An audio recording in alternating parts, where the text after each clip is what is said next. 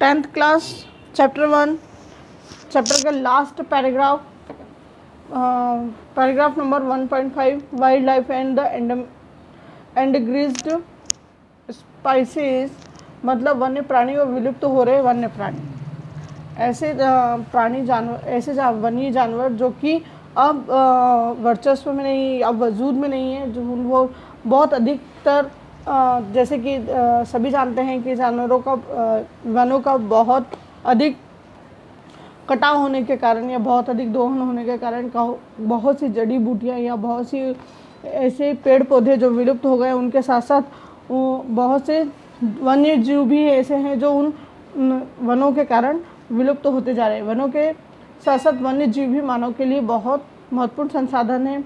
जैसे वन्य जीव का मांस, खाल, दांत, हाथी के दांत आदि जो वनों से हमें प्राप्त होते थे, वनों के साथ साथ वन्य प्राणियों को भी बेदर्दी से विनाश किया गया है। सबसे ज़्यादा हम देखने को मिलते हैं कि चीता और जो बाघ की जो खालें हैं उनके लिए मनुष्य उनको अधिक मार देता था। हाथियों के दांत बहुत ज़्यादा बहुमूल्य कीमती होने के कारण हाथियों के दांतों के लिए हाथियों को मार दिया जाता। तो बहुत से ऐसे जीव जंतु हैं जो बहुत मनुष्य अपने उपयोग के लिए उनका विनाश कर रहा है या उनका अस्तित्व खतरे में डाल रहा है। जैसे बाघ, सिंह, हाथी, गेंडा हाथी, इनकी संख्या निरंतर कम होती जा रही है और आने वाले कुछ समय में या कुछ ही वर्षों में प्राणियों में कुछ जो प्रजातियां हैं वो विलुप्त होने का डर है। तो हमें पर्यावरण को संतुलन से बचाए रखने के लिए सरकार ने कुछ ऐसे संरक्षण बनाए हैं या कि जिनका हम उपयोग कर सकते हैं। जैसे कंजर्वेशन ऑफ वाइल्ड लाइफ, वन्य प्राणियों के संरक्षण के लिए या उनसे विनाश को बचने के लिए सरकार ने कुछ निम्नलिखित प्रयास किए गए हैं। जैसे कि वन्य जीवों की प्राकृतिक आवास को, मतलब उनके जो प्राकृतिक तौर पे जो जिस जंगल में रहते हैं उनका प्रबंध करना, उनको आर्टिफिशियल जंगल बना के देना या जीवों को शिकार करने पर पूर्णतः रोक लगाना, या अगर वो पकड़े जाते हैं शिकार करते हुए तो उनको कानून सज़ा देता है। वन्य जो जीवमंडल है या बायोस्फीयर जो रिजर्व फॉरेस्ट हैं उनकी स्थापना करना, विलुप्त हो रही जीवों को पुनर्स्थापना के लिए राष्ट्रीय पार्क, नेशनल पार्क या अभयारण्य, सेंचुरी बनाना,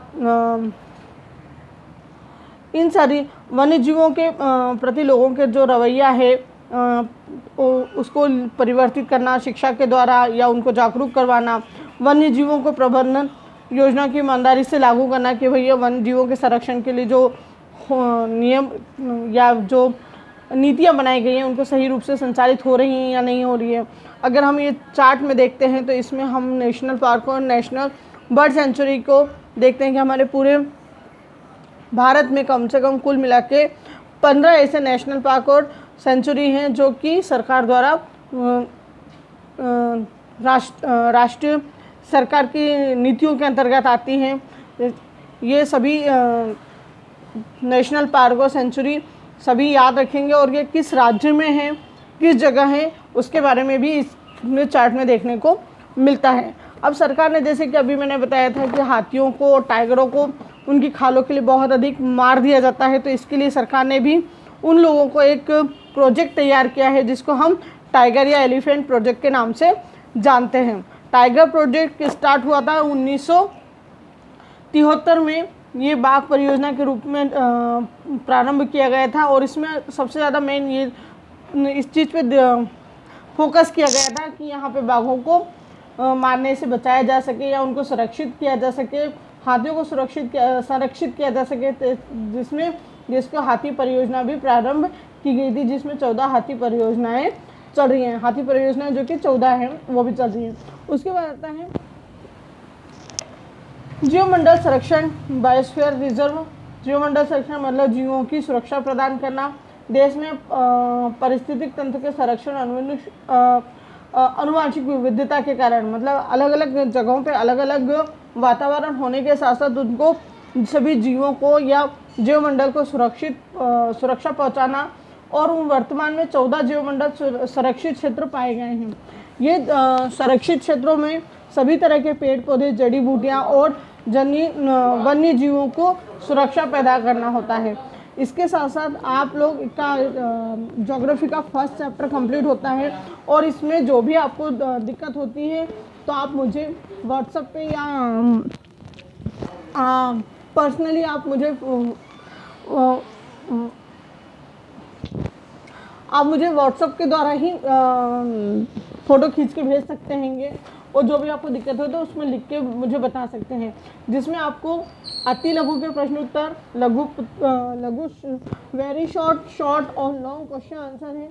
या तो आप लोग खुद ही कर सकते हैं, और नहीं कर सकते तो मैं उनको टिक लगवा दूंगी। और जैसे मृदा का अपरदन, जो कि मैंने आपको पहले बताया था, what do you mean by the soil conservation, मृदा का संरक्षण से आप क्या समझते हैं। What do you source the underground water, भूमिय जल के स्रोत कौन कौन से हैं। What do you base the modified forest policy 1988 अर्थात 1988 की संशोधित वन नीति के आधार क्या है। और what is the base of the source of the social forestry, सामाजिक विनिका योजना जो क्या है, उसका मुख्य आधार क्या है। Bharat why has Indian Institute of the forest management been established, मतलब भारतीय वन प्रबंध संसाधन की स्थापना क्यों की गई थी। ये सारे वेरी शॉर्ट फर्स्ट चैप्टर के वेरी शॉर्ट क्वेश्चन आंसर आप मुझे होमवर्क में दे सकते हैं।